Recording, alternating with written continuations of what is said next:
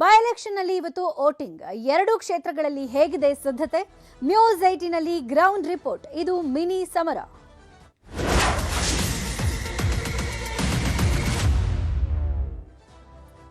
ದಾವಣಗೆರೆ ದಕ್ಷಿಣ ಕ್ಷೇತ್ರದಲ್ಲಿ ಗೆಲ್ಲೋರು ಯಾರು? ಬಾಗಲಕೋಟೆ ಕ್ಷೇತ್ರ ಗೆದ್ದು ಬೀಗೋರು ಯಾರು? ದಾವಣಗೆರೆ ದಕ್ಷಿಣ ಕ್ಷೇತ್ರದಲ್ಲಿ ಗೆಲುವು ಯಾರ ಪಾಲಿಗೆ ಒಲಿಯಲಿದೆ? ಇನ್ನು ಬಾಗಲಕೋಟೆ ಕ್ಷೇತ್ರದಲ್ಲೂ ಗೆದ್ದು ಬೀಗೋರು ಯಾರು?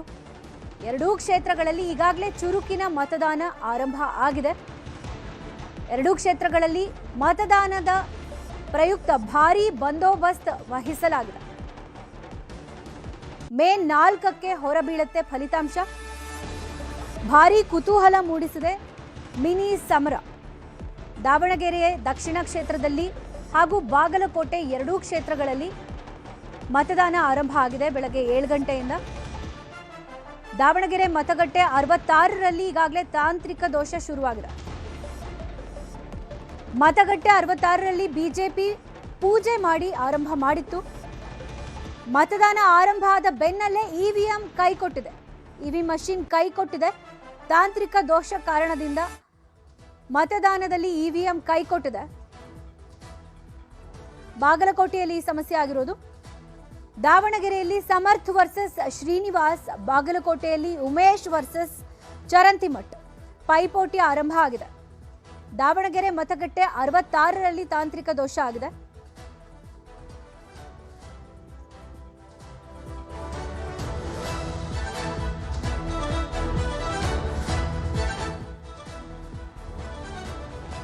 ಈ ಬಗ್ಗೆ ಹೆಚ್ಚಿನ ಅಪ್ಡೇಟ್ ಕೊಡ್ತಾರೆ ದಾವಣಗೆರೆ ಹಾಗೂ ಬಾಗಲಕೋಟೆಯಿಂದ ನೇರ ಸಂಪರ್ಕದಲ್ಲಿರುವಂತಹ ನಮ್ಮ ಪ್ರತಿನಿಧಿಗಳಾದ ಸಂಜಯ್ ಮತ್ತು ಮಂಜುನಾಥ್. ಮೊದಲಿಗೆ ಇಬ್ಬರಿಗೂ ಗುಡ್ ಮಾರ್ನಿಂಗ್ ಹೇಳ್ತಾ, ಮಂಜುನಾಥ್, ಬಾಗಲಕೋಟೆಗೆ ಫಸ್ಟ್ ಗಮನ ಹರಿಸೋಣ. ಮಂಜುನಾಥ್, ಅಲ್ಲಿ ಸಿದ್ಧತೆ ಹೇಗಿದೆ? ಪ್ರಕ್ರಿಯೆ ಹೇಗೆ ಆರಂಭ ಆಯಿತು? ಜನರು ಬರ್ತಾ ಇದ್ದಾರಾ ಮತದಾನಕ್ಕೆ? ವಿನಾ, ಬಾಗಲಕೋಟೆ ಉಪಚುನಾವಣೆಗೆ ಇವತ್ತು ಮತದಾನ ಪ್ರಕ್ರಿಯೆ ನಡೀತಾ ಇದೆ. ಬೆಳಗ್ಗೆ 7 ಗಂಟೆಯಿಂದ ಮತದಾನ ಪ್ರಕ್ರಿಯೆ ಆರಂಭಗೊಂಡಿದೆ. ಬಾಗಲಕೋಟೆ ಕ್ಷೇತ್ರದಲ್ಲಿ ನೋಡೋದಾದ್ರೆ 2,59,797 ಮತದಾರರಿರುವಂತದ್ದು. ಈ ಮತದಾನಕ್ಕಾಗಿಯೇ ಕ್ಷೇತ್ರದಲ್ಲಿ 322 ಮತಗಟ್ಟೆಗಳನ್ನು ಈಗಾಗಲೇ ನಿರ್ಮಿಸಿರುವಂತದ್ದು. ಗ್ರಾಮೀಣ ಮತ್ತು ನಗರ ಪ್ರದೇಶದಲ್ಲಿ ಸರಿಸಮಾನಾಂತರದಿಂದ ಮತಗಟ್ಟೆಗಳಿರೋದ್ರಿಂದಾಗಿ ಇಲ್ಲಿ ಸಹಜವಾಗಿ ಮತದಾನ ಪ್ರಕ್ರಿಯೆಯನ್ನು ಹೆಚ್ಚಿಸೋದಕ್ಕೆ ಮತ್ತು ಮತದಾರರ ಸಂಖ್ಯೆಯನ್ನು ಹೆಚ್ಚಿಸೋದಕ್ಕೆ ಒಂದು ಪ್ರಯತ್ನಗಳು ಕೂಡ ಆಗಿರುವಂತದ್ದು. ಸದ್ಯ ನಾನಿರುವಂತದ್ದು ಬಾಗಲಕೋಟೆಯ ಹಳೆ ನಗರದಲ್ಲಿರುವಂತಹ ಸರ್ಕಾರಿ ಹಿರಿಯ ಪ್ರಾಥಮಿಕ ಶಾಲೆ ನಂಬರ್ 4ರಲ್ಲಿದ್ದೀನಿ. ಇಲ್ಲಿ ಸುಮಾರು 7 ಬೂತ್ಗಳಿರುವಂತದ್ದು. ಅಂದ್ರೆ ಬೂತ್ ನಂಬರ್ 161ರಿಂದ 167ರವರೆಗೆ ಒಟ್ಟು 7 ಬೂತ್ಗಳಿರುವಂತದ್ದು. ಬೆಳಗ್ಗೆ 7 ಗಂಟೆಗೆ ಸರಿಯಾಗಿ ಇಲ್ಲಿ ಮತದಾನ ಪ್ರಕ್ರಿಯೆ ಆರಂಭಗೊಂಡಿದೆ. ಮತದಾನ ಆರಂಭಕ್ಕೂ ಮುನ್ನ ಒಂದಿಷ್ಟು ಪ್ರೊಸೀಜರ್ಸ್ ಅನ್ನ ಇಲ್ಲಿರ್ತಕ್ಕಂಥ ಚುನಾವಣಾ ಸಿಬ್ಬಂದಿಗಳು ಮಾಡಿರುವಂತದ್ದು. ಇನ್ನು ಮತಯಂತ್ರಗಳ ಪರಿಶೀಲನೆ ಆಗಿರ್ಬೋದು ಮತ್ತು ಅನುಕು ಮತದಾನ ಅಂದ್ರೆ ಎರಡೂ ಪಕ್ಷಗಳ ಏಜೆಂಟರ ಸಮ್ಮುಖದಲ್ಲಿ ಅನುಕ ಮತದಾನವನ್ನ ಮಾಡಿ ಪಾರದರ್ಶಕತೆ ಕಾಪಾಡಿಕೊಳ್ಳುವಂತ ಹಿನ್ನೆಲೆಯಲ್ಲಿ ಒಂದಿಷ್ಟು ಪ್ರಕ್ರಿಯೆಯನ್ನು ಮಾಡ್ತಾರೆ. ಆ ಒಂದು ಪ್ರಕ್ರಿಯೆಗಳ ಬಳಿಕ ಇದೀಗ 7 ಗಂಟೆಯಿಂದ ಅಧಿಕೃತವಾಗಿ ಮತದಾನ ಆರಂಭ ಆಗಿದೆ. ಈಗ ದೃಶ್ಯದಲ್ಲಿ ಕೂಡ ನೋಡಬಹುದು, ಜನರು ಉತ್ಸುಕತೆಯಿಂದ ಬೆಳಗ್ಗೆನೆ ಆಗಮಿಸಿ ಇಲ್ಲಿ ಮತದಾನವನ್ನ ಮಾಡ್ತಾ ಇದ್ದಾರೆ. ಇದೇ ರೀತಿಯಾಗಿ ಗ್ರಾಮೀಣ ಭಾಗದಲ್ಲಿಯೂ ಕೂಡ ಈಗ ಮತದಾನ ಪ್ರಕ್ರಿಯೆಗಳು ಆರಂಭಗೊಂಡಿರುವಂತದ್ದು. ಏನು ಈ ಒಂದು ಚುನಾವಣೆ ಮತದಾನ ಪ್ರಕ್ರಿಯೆಗೆ ಅಂತ ಹೇಳಿ ಸುಮಾರು 1,564 ಸಿಬ್ಬಂದಿಗಳನ್ನ ನೇಮಕ ಮಾಡಿರುವಂತದ್ದು. ಸೂಕ್ಷ್ಮ ಮತ್ತು ಅತಿ ಸೂಕ್ಷ್ಮ ಮತಗಟ್ಟೆಗಳಲ್ಲಿ ಹೆಚ್ಚಿನ ಭದ್ರತೆಯನ್ನ ಏನು ಸಿಐಸಿಎಫ್ ಪಡೆಯನ್ನ ನಿಯೋಜನೆ ಮಾಡಿರುವಂತದ್ದು. ಏನು ಇಲ್ಲಿ ಬಾಗಲಕೋಟೆ ನಗರದಲ್ಲಿ ವಿದ್ಯಾರ್ಥಿಗಳ ಮತದಾನಕ್ಕೆ ಸಂಬಂಧಪಟ್ಟ ಒಂದಿಷ್ಟು ಗೊಂದಲ ಇರುವಂತಹ ಹಿನ್ನೆಲೆಯಲ್ಲಿ ಏನು ವಿದ್ಯಾರ್ಥಿಗಳು ಮತದಾನ ಮಾಡುವಂತಹ ಮತಕೇಂದ್ರದ ಬಳಿ ಸಾಕಷ್ಟು ಭದ್ರತೆಯನ್ನು ಒದಗಿಸಿದ್ದಾರೆ. ಈ ಒಂದು ಕ್ಷೇತ್ರದಲ್ಲಿ ಕಾಂಗ್ರೆಸ್ ಮತ್ತು ಬಿಜೆಪಿಯ ನೇರಾನೇರಿ ಪೈಪೋಟಿ ಇರೋದ್ರಿಂದಾಗಿ ಒಂದ್ ಕಡೆ ಸಿಎಂ ಸಿದ್ದರಾಮಯ್ಯನವರಿಗೆ, ಮತ್ತೊಂದು ಕಡೆ ಬಿಜೆಪಿ ಅಧ್ಯಕ್ಷ ಆಗಿರುವಂತಹ BY ವಿಜೇಂದ್ರ ಅವರಿಗೆ ಇದು ಪ್ರತಿಷ್ಠೆಯ ಕ್ಷೇತ್ರ ಆಗಿದೆ. ಹೀಗಾಗಿನೇ ಏನು ಕಾಂಗ್ರೆಸ್ನ ಅಭ್ಯರ್ಥಿ ಉಮೇಶ್ ಮೇಟಿ ಮತ್ತು ವೀರಣ್ಣ ಚರಂತಿಮಠ ಅವರ ನಡುವೆ ಏನು ಪೈಪೋಟಿ ನಡೀತಾ ಇದೆ, ಎರಡೂ ಅಭ್ಯರ್ಥಿಗಳ ನಡುವೆ ಯಾರು ಗೆಲುವು ಸಾಧಿಸ್ತಾರೆ ಅನ್ನೋದು ಕುತೂಹಲಕಾರಿಯಾಗಿರುವಂತದ್ದು. ಇವತ್ತು ಏನು ಮತದಾರರು ಮತಗಟ್ಟೆಗೆ ಆಗಮಿಸಿ ತಮ್ಮ ತಮ್ಮ ತೀರ್ಪನ್ನ ಒಂದು ಮತಪೆಟ್ಟಿಗೆಯಲ್ಲಿ ಭದ್ರಪಡಿಸ್ತಾ ಇರುವಂತದ್ದು. ವೀಣಾ, ಓಕೆ, ಈಗ ದಾವಣಗೆರೆ ಭಾಗಕ್ಕೆ ಹೋಗೋಣ. ಸಂಜಯ್, ಈಗ ತಾನೇ 7 ಗಂಟೆಗೆ ಶುರುವಾಗಿದೆ ಮತದಾನ. ಈಗಾಗಲೇ ಇವಿಎಂ ಕೈಕೊಟ್ಟಿದೆ ಅಲ್ಲಿ ತಾಂತ್ರಿಕ ದೋಷದಿಂದ. ಏನಾಗ್ತಾ ಇದೆ? ಅಪ್ಡೇಟ್ಸ್ ಏನಿದೆ?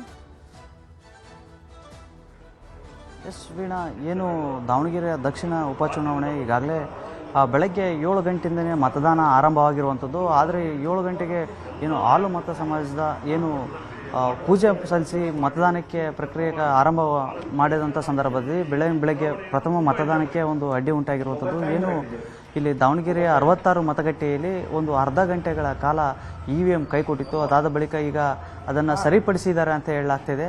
ಈಗ ಸರಿಪಡಿಸಿ ಮತದಾನ ಪ್ರಕ್ರಿಯೆ ಕಂಟಿನ್ಯೂ ಆಗಿ ನಡೀತಾ ಇದೆ. ಒಟ್ಟಾರೆಯಾಗಿ ಏನು ದಾವಣಗೆರೆ ದಕ್ಷಿಣದಲ್ಲಿ 2,31,073 ಮತದಾರರು ಈಗಾಗಲೇ ಮತದಾನ ಮಾಡಲಿಕ್ಕೆ ಎಲ್ಲ ಸಿದ್ಧವಾಗಿದ್ದಾರೆ ಅಂತಲೇ ಹೇಳ್ಬೋದು.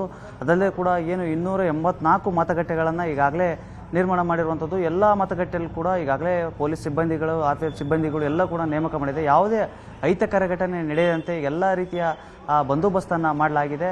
ಅದಲ್ಲದೆ ಕೂಡ ಏನು ಈಗ ಪ್ರಕ್ರಿಯೆ ಆಗಿರೋದ್ರೆ ನಿಧಾನಗತಿಯಲ್ಲಿ ಈಗ ಮತದಾನ ಮಾಡಲಿಕ್ಕೆ ಏನು ಮತದಾರರು ಕೂಡ ಮತಗಟ್ಟೆಗೆ ಆಗಮಿಸ್ತಾ ಇದ್ದಾರೆ. ಹೀಗಾಗಿ ಏನು ಈ ಕಳೆದ ಬಾರಿಗಿಂತ ಈ ಬಾರಿ ಹೆಚ್ಚಿನ ಒಂದು ಮತದಾನ ಆಗುವ ನಿರೀಕ್ಷೆಯಲ್ಲಿ ಈಗಿರುವಂಥದ್ದು. ಅದಲ್ಲದೆ ಕೂಡ BJP ಇರ್ಬೋದು, ಕಾಂಗ್ರೆಸ್ ಇರ್ಬೋದು, ಎರಡೂ ಪಕ್ಷದವರು ಒಂದು ಗೆಲ್ಲುವ ಭರವಸೆಯನ್ನು ಇಟ್ಕೊಂಡಿರುವಂಥದ್ದು. ಅದಾದರೆ ಇವೆರಡರ ಮಧ್ಯೆ ಏನು ಈಗ SDPI ಒಂದು ತೆಲುವಾಗಿರೋದು. ಯಾಕಂದರೆ ಅದಕ್ಕೆ SDPI ಈ ಬಾರಿ ಬಂದಿರುವಂಥದ್ದು. ಹಾಗಾಗಿ SDPI ಎಲ್ಲಿ ಮತ ಕೇಳುತ್ತೋ ಅನ್ನೋ ಒಂದು ಆತಂಕ ಕೂಡ ಕಾಡುವಂಥದ್ದು.